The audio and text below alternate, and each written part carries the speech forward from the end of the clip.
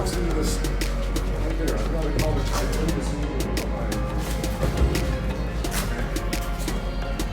You fold the vest. You fold the vest.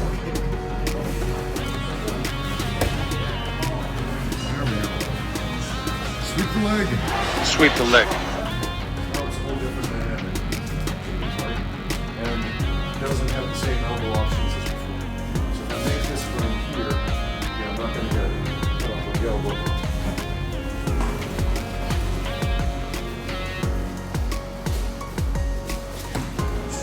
Monday we worked some dirty boxing. If I throw some punches and his guard comes up to protect his face, I can frame right here, drive his back up against here, hyperextend it, start working on body shots and whatnot, frame there, and so on, right, as he attempts to get out, right?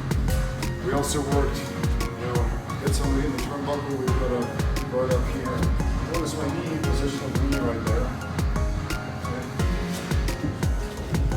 Nick, you gotta learn the lateral drop sweep, man. You're in a perfect position for it.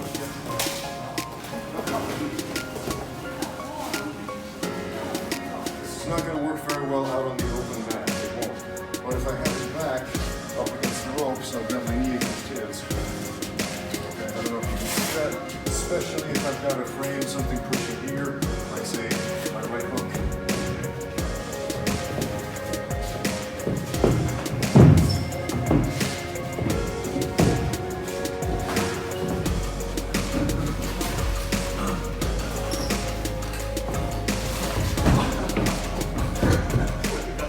Alright, this next question comes from Emil. Emil says, I wondered about the term undefeated in combat sports.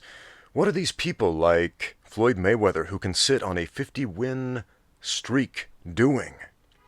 Is this some kind of once-in-a-lifetime phenomenon where you are so good that you simply cannot lose? Because I find it so hard to believe that you can win like that without ever having to lose and to learn. Is this simply a byproduct of the way boxing and MMA is done, where you potentially can have months and months to prepare for a single one-on-one fight, whereas in an IBJJF tournament you can compete practically every week if you so desire, and a single tournament can put you up against several tough opponents in a row? Is that why there are no undefeated BJJ practitioners in the same way as with boxing? Okay, so we're comparing win-loss records in boxing with IBJJF tournaments. If you're not familiar with IBJJF tournaments, they're single elimination tournaments where you have a bunch of guys competing against a bunch of guys, and to stand on the podium to get that gold medal, you have to win a bunch of jiu-jitsu matches against a bunch of guys, depending on how many people show up. You could have maybe 6 matches in a single night. Well, again, depending on the size of the tournament. So, yeah, that's another thing with a jiu-jitsu tournament. Every time, only one of those guys walks away undefeated. Every time. And so if you were to be undefeated in the sport of jiu-jitsu, in an IBJJF single elimination tournament structure, you just have to never ever lose and win gold medals every single time you competed. I think one of the big appealing factors about IBJJF tournaments is that nobody really keeps score of the losses. Everybody just keeps track of the wins. I mean, look up a bio of a martial arts instructor who competes in IBJJF tournaments, who competes in any grappling tournament. Look up a website for a jiu-jitsu school and look at the bio of their instructor. They'll probably say the rank like he's a black belt under so-and-so, and they've won gold medals in this tournament, gold medals in that tournament, maybe a silver medal in this one, if it's prestigious enough to mention. But they're not going to mention a win-loss record. Because that really doesn't matter in the sport of jiu-jitsu. Nobody's keeping track, I'm 50-0 or whatever. Hold on a second. Sorry about that, Emil. I got a phone call from my wife and I had to take it. But I'm back. So what's different about IBJJF tournaments and boxing as far as undefeated goes? Well, in boxing, in professional boxing, once you get past that journeyman status and you become kind of a boxing celebrity, if you will, you get to pick and choose your fights. In fact, even at the lower level, you still have the chance to say yes or no.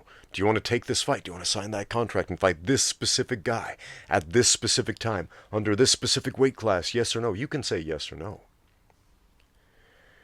And then if you get more famous, more notorious, whatever it is, you can start to pick and choose your battles a little bit more.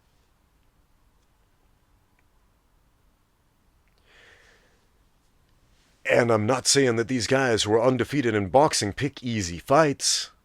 Some of them have, sure. But for the most part, they're fighting really, really good boxers who can give them a good fight. But they pick battles that they train for specifically. They pick these guys that they can study. That they can study how to beat. Whereas in a jiu-jitsu tournament, you don't always know who you were even competing against. You don't always know who signed up to compete against you. Sometimes you do. Sometimes you have the luxury to scout out one or two of your competitors. But more often than not, you don't. It's just whoever shows up is there. And the best guy, or the guy who just happened to have the best luck as far as all the variables, all the chips falling in the right place, is going to win. Yeah, there is an element of luck there that doesn't exist as much in the sport of boxing. Because again, it is that one-on-one thing. You've got months, sometimes a year or more to prepare for that specific fight while it's being promoted. You got this fight camp going on. You've got just this one other guy, this singular focus. And so the best boxers, they're not just the best technicians at the sport of boxing, they are the best performers. They're the best at performing film studies, they are the best at following their coaches, they are the best at performing under combat stress and dealing with performance anxiety and all these other variables that simply don't exist in the sport of IBJJF Jiu-Jitsu.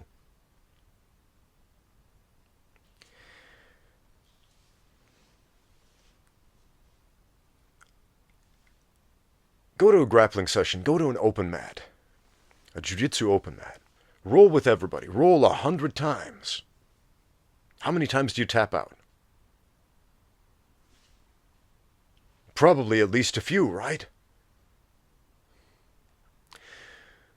One of the best ways to improve at jiu-jitsu, no matter what you rank, if you're the highest ranking guy in the room, roll with everybody until the white belts, until the newest, weakest, smallest, wimpiest, least experienced people can tap you out. Roll with everybody until that happens.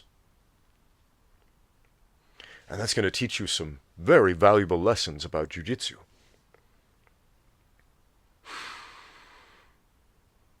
One of those lessons is, on any given day, anybody can win or lose.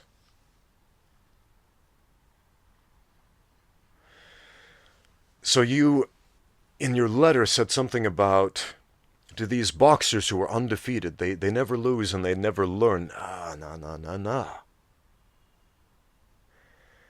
They never lose a high-profile fight publicly. These guys are taking their lumps in the gym constantly.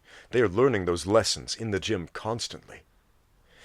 If you put those guys in the gym with the right partners, yeah, they could lose, if you will, on any given day. Anybody can lose on any given day. Take Floyd Mayweather. If he's having a bad day, if he's just feeling off, if he's feeling bad, if he's sick or whatever, somebody jumps that man from behind by surprise. If conditions are not ideal, sure, that man can lose a fight. Can happen to anybody. Take anybody in the top 10 roster of any weight division in the UFC on any given day. A competent professional fighter could beat them.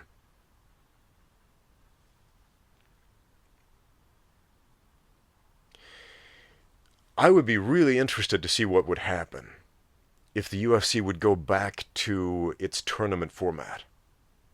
If you made it a single elimination tournament, you wouldn't see quite so many undefeated fighters. In fact, do we have undefeated fighters in the sport of mixed martial arts with records of 50 fights? I mean, we have some guys with a couple of fights, 5 or 6 or 7, who claim, I'm undefeated. Okay, yeah, settle down. Settle down. You ain't Rocky Marciano, man.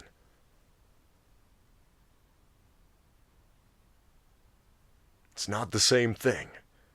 All that means is you haven't met the right kind of adversity yet. I said this was a lightning round, but we're going on 6 minutes already here. So I'll leave you with some words from Fyodor Emelianenko, back when he was undefeated. And he was asked, basically, do you feel like you're invincible, like you will always be undefeated? And he answered something very wise, and he said, it is inevitable that one day I will lose. I just hope that when it happens, it will be to a fellow Russian. Wasn't the case, but still, very, very wise words. It is inevitable that I will lose, because I will keep fighting. Thanks for watching. Now get out there and train.